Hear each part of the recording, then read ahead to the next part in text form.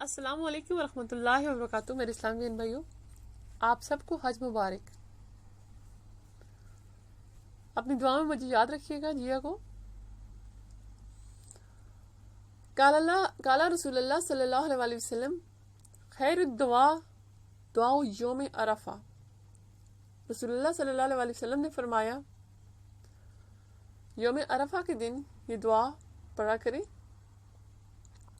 لا الہ الا اللہ وحدہ لا شریک لہ لہ الملک و لہ الحمد وہو علی کل شیء قدیر۔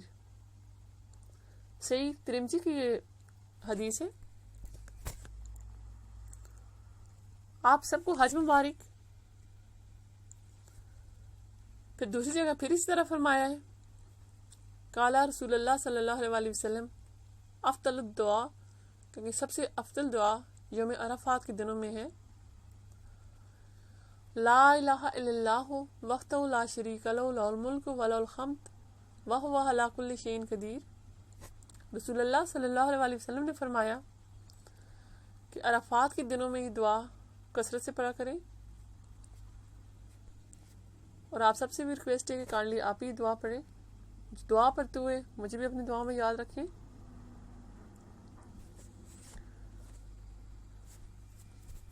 لبیک اللہم لبیک لا شریک لک لبیک ان الحمد والنعمت لک الملک لا شریک لک لبیک اللہم لبیک ان الحمد والنعمت لک والملک لا شریک لک لبیک اللہم لبیک لا شریک لک لبیک ان الحمد والنعمت لک والملک لا شریک لک۔